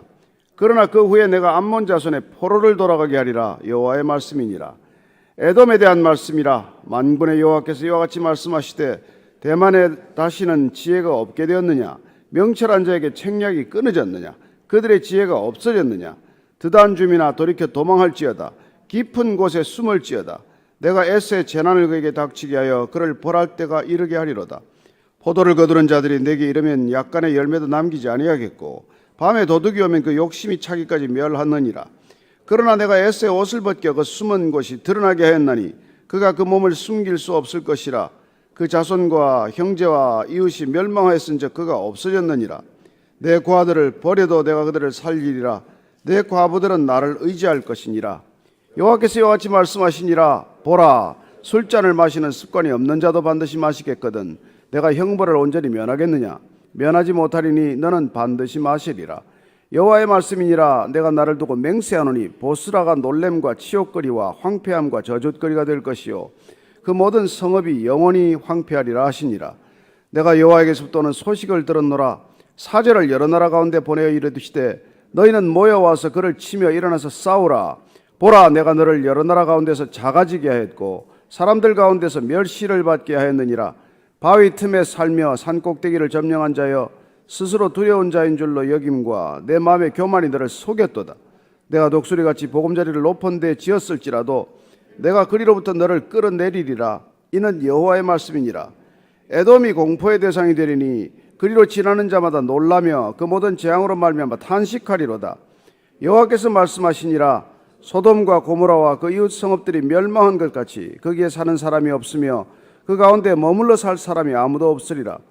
보라 사자가 요단강의 깊은 숲에서 나타나듯이 그가 와서 견고한 처소를 칠 것이라. 내가 즉시 그들을 거기에서 쫓아내고 택한 자를 내가 그 위에 세우리니 나와 같은 자 누구며 나와 더불어 다툴 자 누구며 내 앞에 설 목자가 누구냐. 그런즉 에돔에 대한 여호와의 의도와 대만 주민에 대하여 결심하신 여호와의 계획을 들으라. 양떼의 어린 것들을 그들이 반드시 끌고 다니며 괴롭히고 그 처소로 황폐하게 하지 않으랴. 그들이 넘어지는 소리에 땅이 진동하며 그가 부르짖는 소리는 홍해에 들리리라. 보라 원수가 독수리같이 날아와서 그의 날개를 보스라 위에 펴는 그날에 에돔 용사의 마음이 진통하는 여인같이 되리라 하시니라. 오늘은 암몬과 에돔에 관한 심판의 메시지입니다. 하나님께서 이스라엘을 징계하셨어요. 북이스라엘이 멸망하고 남유다도 패망했습니다. 그러나 이스라엘과 유다의 멸망에 방관했던 형제 국가들도 하나님께서는 심판하신다는 것입니다. 형제가 잘못되는 것을 그냥 기뻐하기만 하고 그냥 형제가 망하든 죽든 나와 상관하지 않았던 그 사람들도 또한 패망한다는 것입니다. 여러분 우리는 이 교훈을 읽어가면서 잘 기억해야 합니다. 우리는 다른 사람들이 잘못되는 건 그 신경 쓰지 않죠. 그러나 하나님께서는 믿음 안에서 내가 택한 백성들끼리도 잘 살아야겠지만 그러나 하나님 밖에 있다고 생각하지만 하나님의 백성들과 진배 없는 그 사람들이 이 일이 이렇게 되든 저렇게 되든 오불관원이다. 그렇게 살아가는 사람들도 반드시 심판의 때가 이르리라고 하는 말씀을 하고 계신 것이죠. 1절 말씀 다시 읽습니다. 시작. 암몬 자손에 대한 말씀이라. 여호와께서 이와 같이 말씀하시되 이스라엘이 자식이 없느냐 상속자가 없느냐 말감이 갓을 점령하여 그 백성이 그 성읍들에 사는 것은 어찌 됨이냐. 암몬은 잘 아는 대로 여러분들이 그 롯의 후손들입니다. 모압과 암몬은 롯의 후손들이어서 아브라함의 후손과 뭐 고륙지간이나 마찬가지죠. 그럼에도 불구하고 이 암몬 자손들이 이스라엘 백성들의 땅을 차지하고 말았습니다. 이스라엘 백성들이 출애굽에서 가나안 땅으로 들어갈 때 암몬에게 길을 요구했지만은 그들은 길을 비켜주지 않았어요. 그럼에도 불구하고 하나님은 선대를 명령하셔서 암몬과 다투지 않았습니다. 그러나 그럼에도 불구하고 그들은 계속해서 이스라엘을 괴롭힌 것이죠. 그리하여 주전 733년에 아수르가 이스라엘을 침공했을 때 그들은 그 때를 노려서 요단 동편에 있는 갓 지파의 땅을 차지한 것이죠. 하나님께서 그 책임을 지금 묻는 것입니다. 형제가 어려움을 겪을 때 그걸 가로챘던 것이죠. 어쩌면 그들은 그렇게 생각했을지도 몰라요. 아수르가 아예 그냥 다 멸망시키면 통째로 이스라엘은 넝굴째 굴러오는 호박이구나, 그렇게 생각했을지 모르죠. 그러나 하나님께서는 이 암몬 자손에 대한 책임을 묻겠다고 말씀하십니다. 사실 암몬하고는 뭐 사사 입대 때나 사울 때나 또 뭐 다윗 때나 또 나중에 여호사밧 때나 계속 전쟁을 했어요. 끊임없이 정말 다투고 전쟁했던 그것을 기억하고 있는 것이죠. 그리고 결국은 나중에 여호야김 왕 때 보면은 바벨론 침공 때 또 이 바벨론 침공에 가담하는 어리석은 결정을 하게 됩니다. 그래서 하나님께서 그 책임을 지금 묻겠다는 것이죠. 2절 3절 말씀입니다. 시작. 여호와의 말씀이니라. 그러므로 보라, 날이 이르리니 내가 전쟁 소리로 암몬 자손의 라빠에 들리게 할 것이라. 라빠는 폐허됨이 언덕이 되겠고 그 마을들은 불에 탈 것이며 그때 이스라엘은 자기를 점령하였던 자를 점령하리라. 여호와의 말씀이니라. 헤스보나 슬피 울지어다. 아이가 황폐하였도다. 너희 라빠의 딸들아 부르짖을지어다. 굵은 배를 감고 애통하며 울타리 가운데서 허둥지둥할지어다. 말감과 그 제사장들과 그 고관들이 다 사로잡혀 가리로다. 그렇게 이 라빠라고 하는 도시는 지금 요르단의 암만이에요. 이것도 고원지대입니다. 계곡을 넘어야 지는 곳이죠. 그래서 이 요단 동편 지역 특별히 보면은 대개 이 계곡을 건너서 높은 지역에 계곡의 정상 꼭대기에다가 성읍들을 만들고 성벽을 구축했어요. 그럼 어떻습니까? 방어하기가 지극히 쉬운 곳이 되는 것이죠. 그래서 그런 곳들이 난공불락의 성이라고 여긴 것입니다. 누가 침범하겠냐? 우리는 안전하다. 그런 자신감이 생긴 것이죠. 여러분, 그런 안전은 사람에 있지 않습니다. 물론 생명이 있는 것들은 다 본능적으로 안전을 추구해요. 누가 위협에 스스로 노출되려고 하겠습니까? 그래서 인간은 끊임없이 그 안전을 내가 스스로 확보하겠다고 살아오는 과정이었어요. 사실 뭐 노아의 후손들이 다 아담의 후손들이 나와서 어디 에덴의 동쪽으로 가면서 자꾸 우리가 가인 이후로 에녹 오면은 에녹이 첫 번째 성을 쌓지 않습니까? 성을 왜 쌓습니까? 왜 탑을 쌓아요? 다 자기를 드러내고 자기를 안전하게 지키고자 하는 욕망이란 말이에요. 그래서 에녹이 성을 쌓았다는 것은 인간이 스스로 자기의 안전을 확보하기 시작했다는 것이고, 바벨탑을 쌓았다는 것은 인간이 자기의 이름을 지극히 드러내기를 원했다는 것 아니에요.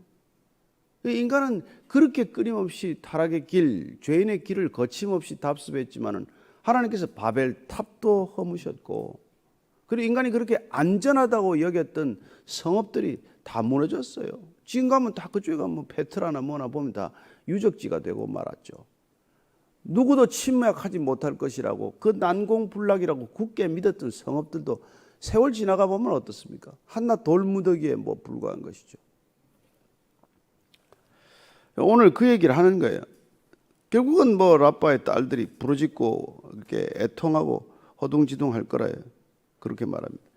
근데 그 앞에 보면은 그 이스라엘을 침략한 죄를 이렇게 묻습니다. 이스라엘에 자식이 없냐? 상속자가 없냐? 왜 그 백성들이 사는 땅에 너희들이 가서 살고 있냐? 하나님께서는 우리에게 지경을 정해주지 않으셨습니까? 가나안 땅 12지파도 땅을 다 이렇게 지경을 정해주지 않으셨어요. 그래서 그 땅은 지게를 옮기지 말아라. 근데 인간의 욕심은 어떻습니까? 반드시 그 지게를 옮기고자 하는 것이죠. 뭐 영역을 확장하는 게 인간의 특징 아닙니까? 어쨌든 끊임없이 그 지경을 확장하고자 하는 것, 그 욕망에서 벗어나지 못하는데 하나님께서 그걸 지금 묻고 있는 것이죠. 너는 왜 내가 살라는 땅에 안 살고 너는 왜 거기 가 땅, 이스라엘 땅에 가서 살고 있니? 그 얘기를 물은 것이죠. 그리고 그렇게 그들이 믿었던 그 암몬 족속이 믿었던 게 이제 말감, 밀곰, 뭐 몰렉, 이건 말씀드렸던 대로 그 황소 머리에다가 사람 인신을 결합해 놓은 그 이상한 우상이죠. 그게 자기들의 전쟁신이요 안전을 확보해 준다고 또 믿었습니다.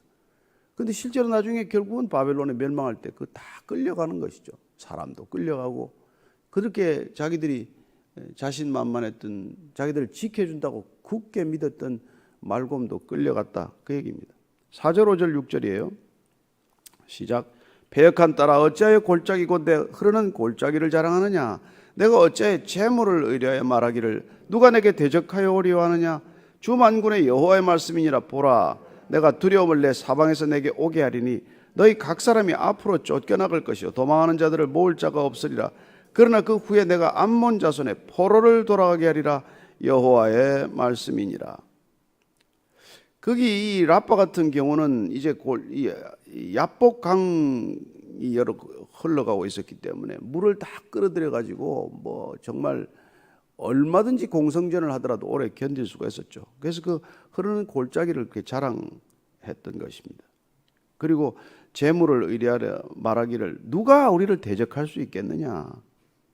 그런데 하나님께서는 이 교만을 꺾을 때 어떻게 한다고 그러셨죠? 먼저 두려움이 찾아오게 됩니다. 저는 여러분들이 이 공황장애 이런 걸 안 일으키게 됩니다. 되기를 바랍니다. 자꾸 두렵단 말이에요.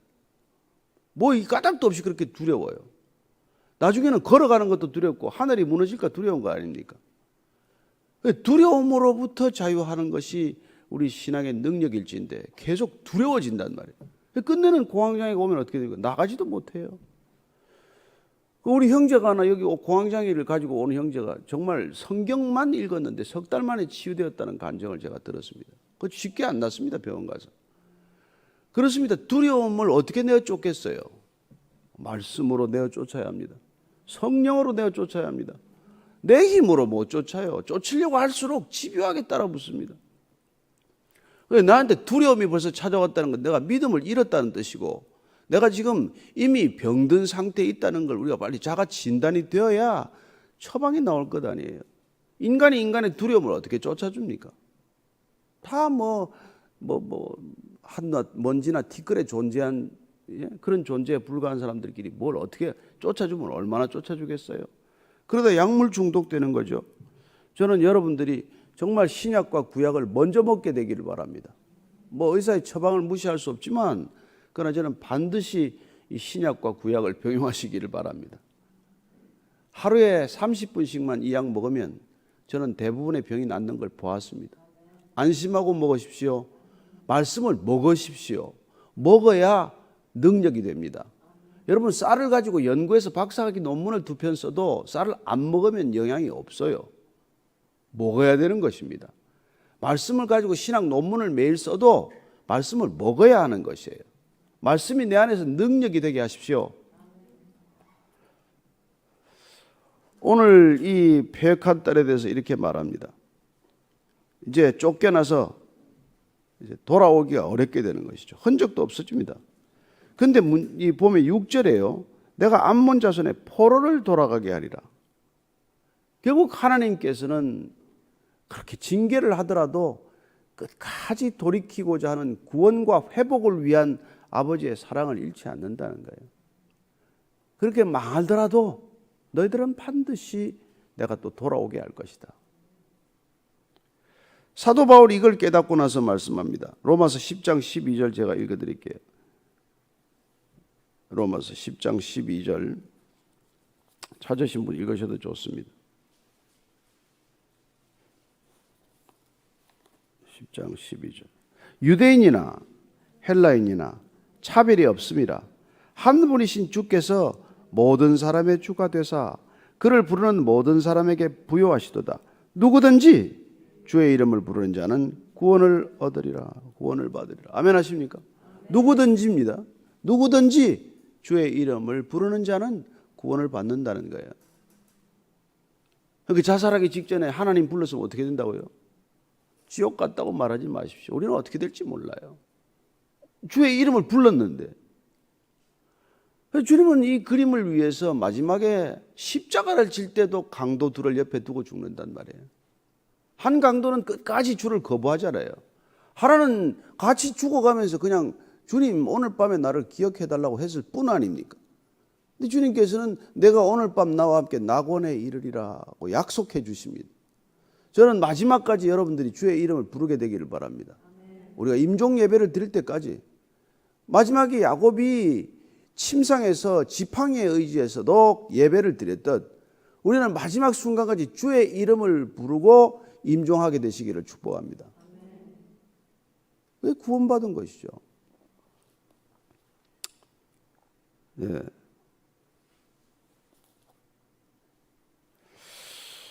자, 그 다음에 에돔에 관한 얘기를 오늘 심판을 하는데, 에돔은 누굽니까? 에스의 자손이에요. 그럼 야곱과 형제 자손 아닙니까? 그러니까 이스라엘 12지파와 이 에돔 지파는 사실은 한 배속 야곱의 후손들이에요. 우리가 롯과 아브라함을 형제 국가로 알듯이 에돔 또한 마찬가지예요. 근데 이 에돔도 이렇게 또 이스라엘을 괴롭히지 않았습니까? 참 가까이 있는 게 문제죠. 형제지간이 문제예요. 죽을 힘을 다해서 같이 해야 되는데 이게 됩니까? 7절 8절 읽습니다. 시작. 에돔에 대한 말씀이라. 만군의 여호와께서 이와 같이 말씀하시되 대만에 다시는 지혜가 없게 되었느냐? 명철한 자에게 책략이 끊어졌느냐? 그들의 지혜가 없어졌느냐? 드단줌이나 돌이켜 도망할지어다. 깊은 곳에 숨을지어다. 내가 에서의 재난을 그에게 닥치게 하여 그를 벌할 때가 이르게 하리로다. 이 에돔에 대해서 자꾸 지혜가 왜 나올까요? 왜 지혜가 없어졌느냐? 왜 너희들 지혜가 없어졌느냐? 이렇게 묻는데 이들이 대단히 지혜롭다고 생각했던 민족이에요. 족속들이. 그래서 이 우리가 욥기를 보면 욥이 우스 사람이라고 되어 있는데 이게 이쪽 지역입니다. 그 다음에 그게 엘리바스라는 사람이 대만 사람 엘리바스라고 나오잖아요. 나와서 뭐 욥한테 훈수 뜨는 거 보잖아요. 이 사람들이 스스로 지혜롭다고 생각한 사람들이라 이겁니다. 근데 그들 지혜가 어디 있냐는 거예요. 너희들이 책략이 끊어지고 지혜가 없어졌다는 겁니다. 그래서 내가 이제 그들을 벌할 때가 됐는데 벌할 때 어떻게 벌하는지 이렇게 봅니다. 9절, 10절, 11절이에요. 시작. 포도를 거두는 자들이 내게 이르면 약간의 열매도 남기지 아니하겠고 밤에 도둑이 오면 그 욕심이 차기까지 멸하느니라. 그러나 내가 에서의 옷을 벗겨 그 숨은 곳이 드러나게 했나니 그가 그 몸을 숨길 수 없을 것이라. 그 자손과 형체와 이웃이 멸망하였으니 그가 없어졌느니라. 내 고아들을 버려도 내가 그들을 살리리라. 내 과부들은 나를 의지할 것이니라. 그들이 심판을 받게 되면은 포도를 거둘 때 다들 이삭을 조금씩 남겨둡니다. 그러나 침략을 당하게 되면은 아무것도 남지 않을 것이라는 표현이에요. 밤에 도둑이 와도 지가 가져갈 수 있는 만큼만 가져갑니다. 그러나 침략을 당하면은 밤에 온 도적보다도 홀랑 다 가져간다 이 말이에요. 그렇게 심판은 두렵고 무서운 일이라는 것입니다. 그리고 그 자손과 형제가 멸망할 때 아예 없어져 버렸다는 거예요. 에돔도 없어지는 것이죠. 에돔이라는 나라가 지금 어디 있습니까? 그런데 중요한 것은 고아들을 버려도 내가 그들을 살리리라. 과부들은 나를 의지할 것이라고 말합니다.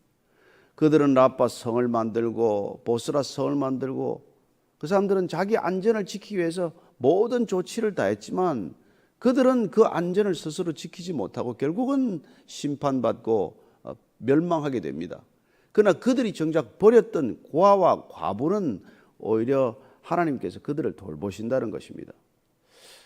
저는 자기 자신을 돌보느라고 이웃을 돌보지 않고 버린 사람들을 하나님이 돌보시고 계신다는 것을 우리가 알아야 한다는 것이죠. 하나님께서 그렇게 어려운 사람, 약자를 우리 곁에 두신 까닭은 우리가 깨어있게 하기 위해서 주신 하나님의 정말 어떻게 보면 놀라운 선물이라는 것을 우리가 알아야 한다는 그 말씀이에요. 너희들이 버리면 하나님은 반드시 돌보신다는 것입니다. 우리가 돌보면 어떻게 됩니까? 그렇게 약자를 돌본 것은 곧 나를 돌본 것이다. 나에게 베푼 것이라 그렇게 주님께서 말씀하지 않습니까? 우리는 뭐 돌려받을 수 있는 사람한테 다 잘하죠.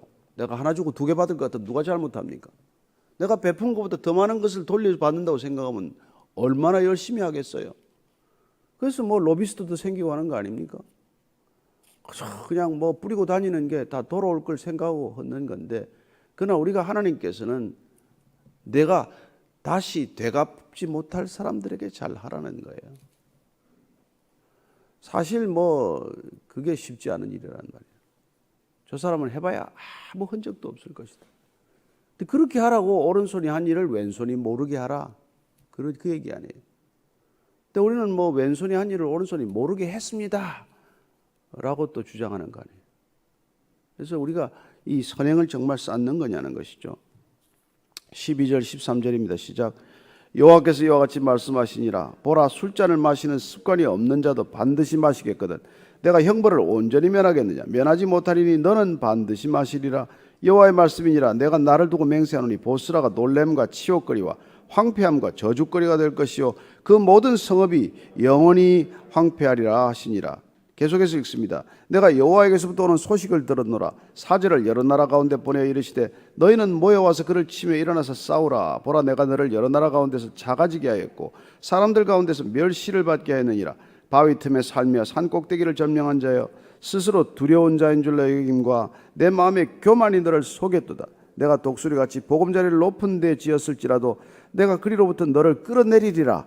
이는 여호와의 말씀이니라. 자, 이렇게 자신만만한 너희들, 그래서 산꼭대기에 살면서 누가 우리에게 감히 접근하겠냐, 우리를 침범하겠냐 말하지만 하나님께서 내가 너를 거기에서 끌어내겠다는 거예요.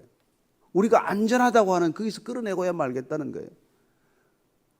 그리고 내가 스스로 남들에게 나는 두려운 자다라고 말하는 내 안에 두려움을 내가 불어넣겠다는 거예요. 여러분, 권력이란 뭡니까? 되게 남한테 겁주는 거 아니에요? 그러나 정작 남을 두렵게 하는 자들의 마음 가운데 얼마나 큰 두려움이 있어요. 그 두려움 때문에 얼처구니 없는 결정들을 내리지 않습니까? 여러분, 남을 두렵게 하는 사람들의 안에 내면에 큰 두려움이 있다는 거예요. 저는 여러분들이 사람을 너무 컨트롤하지 않게 되기를 바랍니다. 특별히 겁주지 않게 되기를 바랍니다. 조그마한 쥐꼬리만한 권력이라도 있으면 사람을 쥐고 흔들어서 사람을 걸핏하면 두렵게 만드는데, 하나님께서는 사람을 두렵게 만드는 사람을 두렵게 한다는 거예요.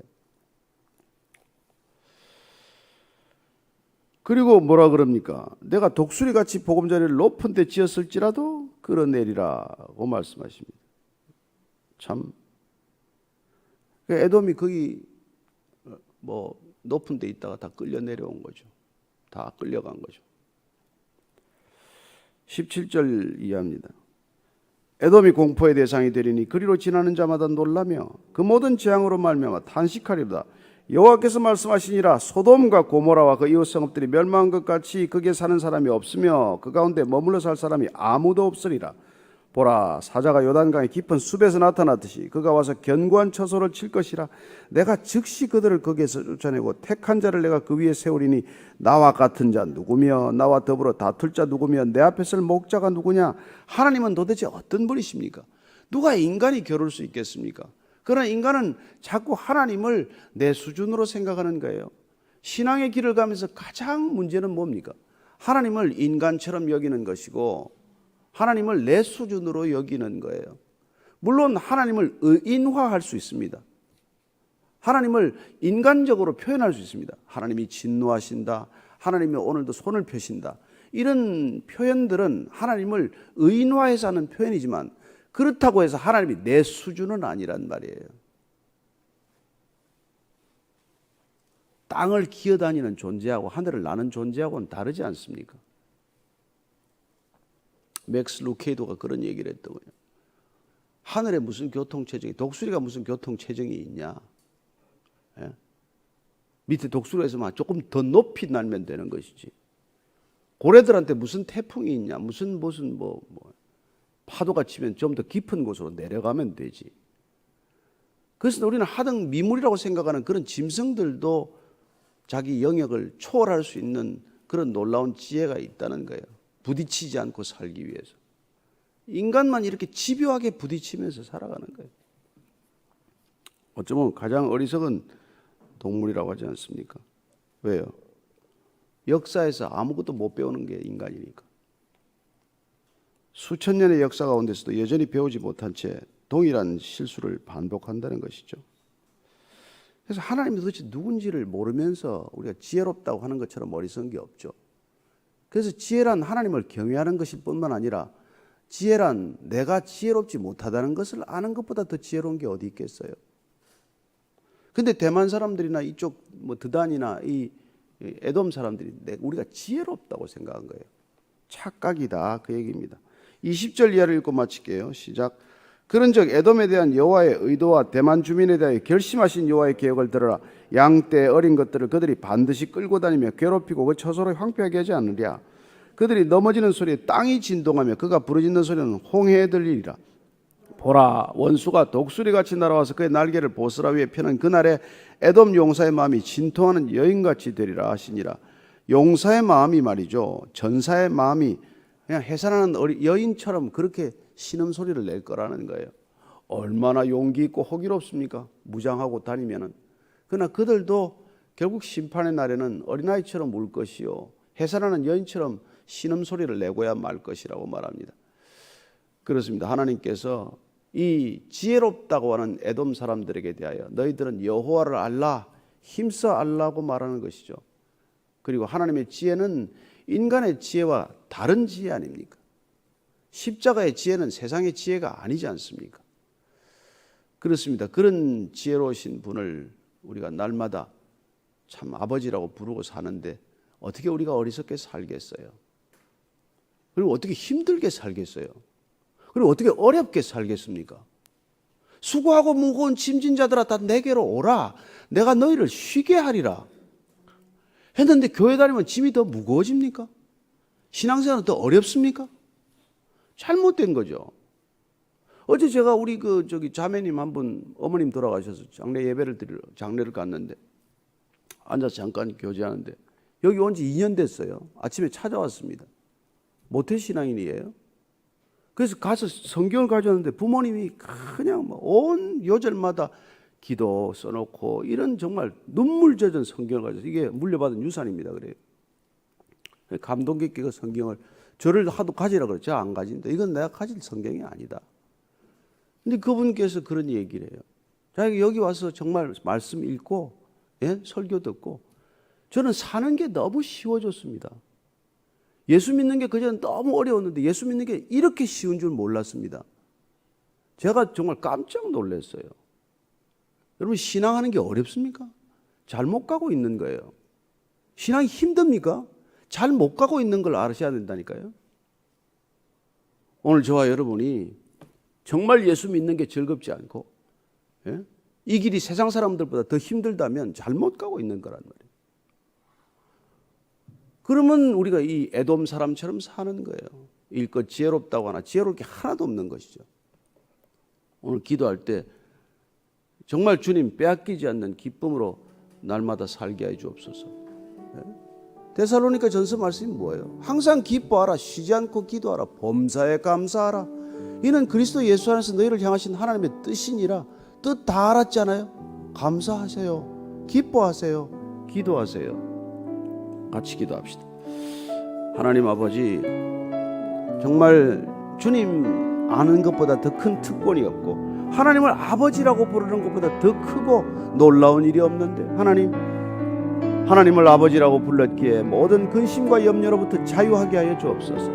어떤 것도 우리를 묶지 못하게 하시고 어떤 것도 우리 안에 두려움을 주지 않게 하여 주옵소서. 하나님 아버지, 주 안에서 샬롬, 오직 평강을 누리게 하여 주옵소서.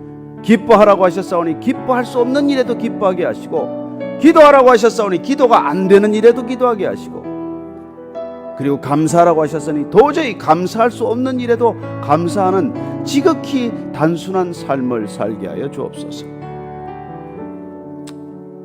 하나님 아버지, 이스라엘도 징계를 받았지만은 이스라엘을 조롱하던 모든 사람들이, 모든 나라가 징벌을 받는 것을 봅니다. 하나님, 우리 형제 자매들이 어려움을 겪을 때 손을 내밀 수 있는 사람 되게 하시고, 그들을 조롱하거나 비웃지 않게 하시고, 그들과 함께 주의 이름을 부를 날만 하네 구원을 얻는다는 주의 말씀을 믿고 주의 이름을 부르게 하여 주옵소서. 이제는 십자가에서 마지막까지 주의 이름을 부른 우리 구주 예수 그리스도의 은혜와 하나님 아버지의 신비하신 사랑과 날마다 그 사랑을 깨닫게 하는 성령의 인도하심이 오늘 말씀 따라 다시 한번 오직 주님만을 신뢰하고 의지하기로 결단한 이 자리에 고개 숙인 모든 믿음의 형제 자매들 위해 지금부터 영원까지 함께 하시기를 간절히 축원하옵나이다. 아멘.